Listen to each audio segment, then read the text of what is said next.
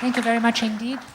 Now, Marie Roel from the International Food Policy Research Institute. Marie, going back to our rural woman, and we've just heard of the need for research and integrating actions at the household level. So I would like to ask you, what do you think should be the priorities then for better programming? I will get to that. Although I was also planning to talk about a couple of things. First, I wanted to just go over what I feel, for me anyway, the take-home messages are from the conference and how that affects my set of priorities for research. So my first takeaway message is that agriculture is an important platform or an important tool to improve nutrition and health. And I do focus on nutrition. I take the point that Robert was making about health being, I think we have talked about nutrition and health a lot in this conference and not necessarily made the difference. And so I want to make the point that I am focusing more on nutrition and health as it relates to nutrition. So agriculture is a great tool to improve nutrition, but it hasn't delivered to the extent that we would have expected or hoped in the past. The new analysis that we've heard, looking at elasticities, for example, of the relationship between agricultural growth and stunting, confirm previous results, basically, that the elasticities tend to be relatively small. That link is not extremely strong, so if we wait for agriculture to improve nutrition, it will take too long, and we will be in 20 years from now where we are now. So the third point, obviously, is that agriculture is necessary, but is not enough to improve nutrition. We do need to bring the other sectors. So this is just to bring us to the famous topic of multi-sectorality and the fact that we really need all the other sectors to work together, or at least to be involved in addressing malnutrition. So that brings me to the first research question. I think we have a tendency, or there is a tendency, to ask the question, should we invest in agriculture or education or health in order to improve nutrition? And this is the wrong question. It's not either or. We need to invest in agriculture and in the complementary types of investments in other sectors that will bring about improvements in nutrition. So I have heard too often that, well, we need to tell policymakers what they should invest in, and it seems to always assume that it's one thing. It cannot be one thing, and I think we have the evidence. Well, no, we don't really have the evidence. We have the concept right now that we need to work multisectorally. The second research question is, well, how do we do that? How do we work multisectorally? And it is a research question because, again, as Robert says, we've been talking about working multisectorally for years and decades. And we don't have evidence that it actually makes a difference. We don't really have evidence that it works. We actually might have evidence that it doesn't work that well. So how do we do that is not that clear, but I think it's a very important topic of research in the context of this area of work. And I could think of, for example, experimenting. There are different ways we can do it. For example, we can say, we have to work multisectorally, so we're going to think about the problem together, we're going to design the interventions together, we're going to implement them, evaluate them, we're going to do everything multisectorally. That's one approach. The other approach could be what Robert was referring to, that Mira was saying yesterday, think multisectorally, act sectorally. I was not entirely sure what she meant, but I think it's think about the problems, discuss the issues, discuss a plan, but then implement in what you're good at, implement sectorally. Another way we could think of all this is that agriculture could be used as a delivery mechanism to deliver nutrition, basically incorporate some nutrition interventions, direct targeted nutrition interventions in agricultural programs, and that refers to your question. And then the final way that I could think about is, do we really need to integrate? What about if we were to target communities. We have communities that are vulnerable. We know they need everything.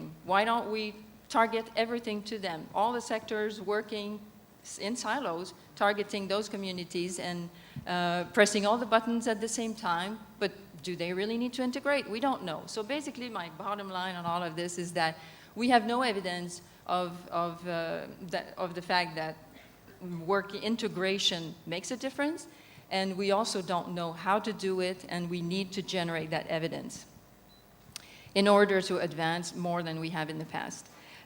So that brings me to the third point, which is we need to do evaluations, which was also mentioned before and has been mentioned nicely throughout the symposium, the meetings. The kinds of evaluations we need, though, are not your simple randomized experimental trial with placebo control. One of the reasons why we don't have good evaluations of the linkages or the work that has been done jointly between agriculture, health, and nutrition is that it is so complex.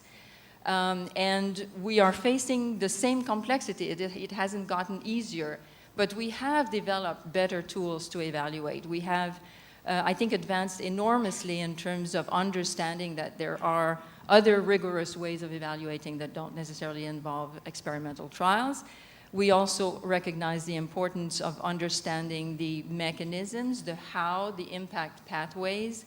But the situation here is a situation where we have multiple objectives, multiple outcomes, multiple pathways of potential impact. So it really is an area that is extremely complex, but we are, I think, very ready to address this area. Sorry, Joachim, I'm done. You're looking at your watch. It always made me nervous when you were looking at your watch. It's a new watch, and I think you like I'm it? checking whether it's still going well. Okay, so I'm done anyway. For those who don't know, Joachim used to be my boss, and he was looking at his watch a lot. And so then you had to stop talking.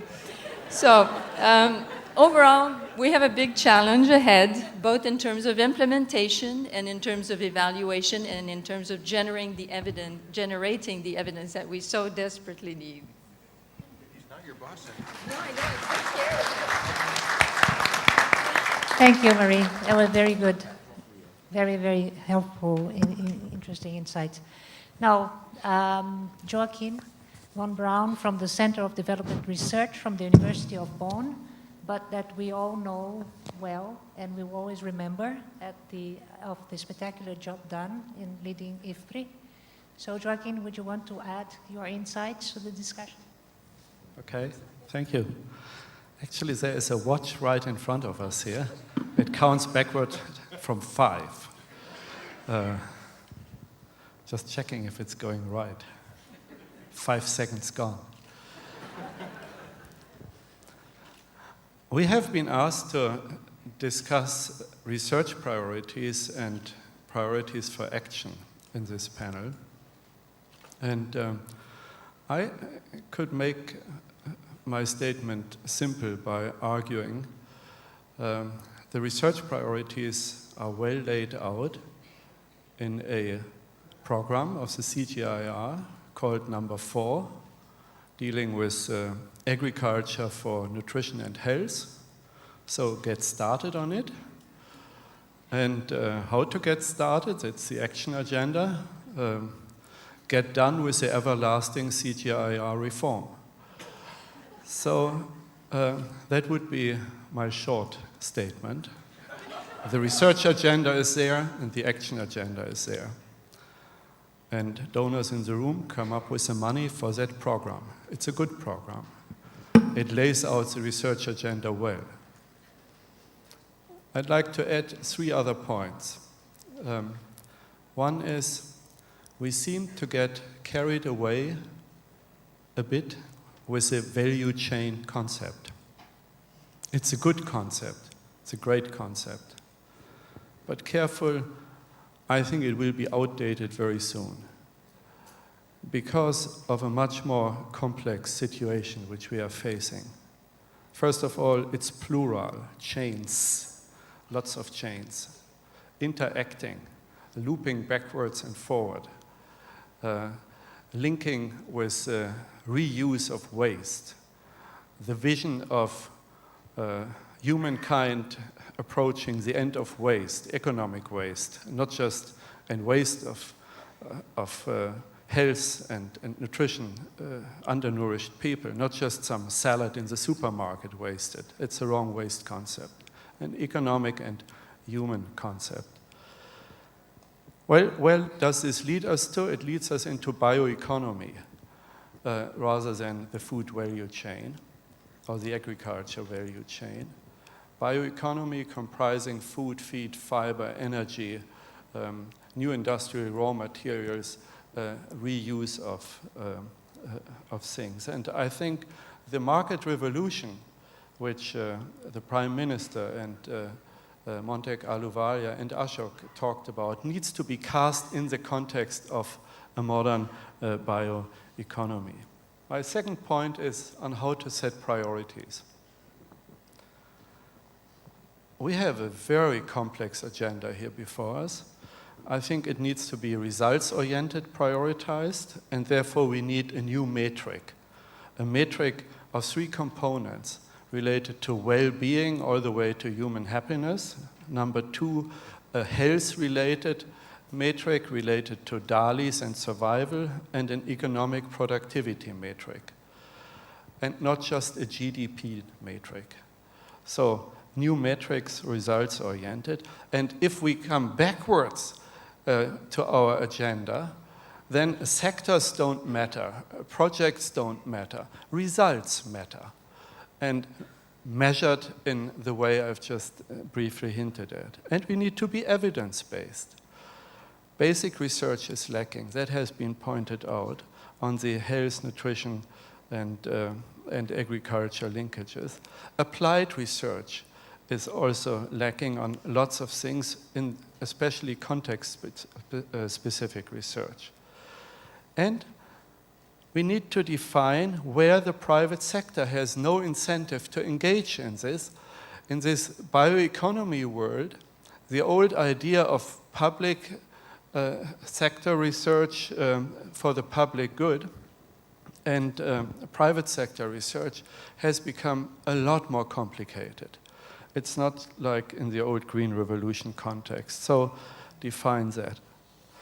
My third point relates to big picture research. We need to keep in mind what the big players currently are concerned about related to food. They are concerned about non-core inflation, the high inflation rates around food and energy, between 10 and 20% in many Asian nations. And we must make sure that our rather detailed, specific agenda is not bypassing the big agenda of food market volatilities and food price inflation, which has a runaway nature which concerns ministers of finance, bankers, and so on. I think that the world has undervalued the role of availability of food. It's not just production, it's also trade and stocks and financial systems, which today define availability of food. And the access and issue related to income and price is part of that. I think what also is big picture research is more political science issues related to the probability of unrest in cities, in countries, related to food price and agriculture-related and rural-related employment, and the issue of land. We need to study these big picture policy issues and not simply leave it up to the journalists to talk about them.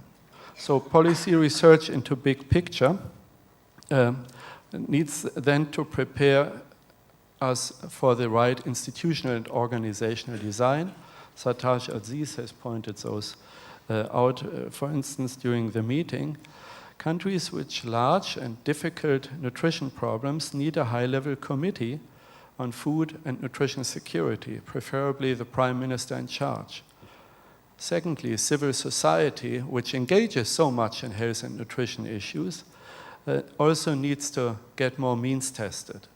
And third, industry, which has started to change its strategies with shared value approaches, such as in the case of Nestle, or with social business approaches, such as Danone, Otto, and many Indian corporations, need to be taken seriously, but also monitored carefully, how serious they are in addressing the bottom of the pyramid. So to sum up, we need to be careful with value chains and use them as far as they go, but think systems rather than chains.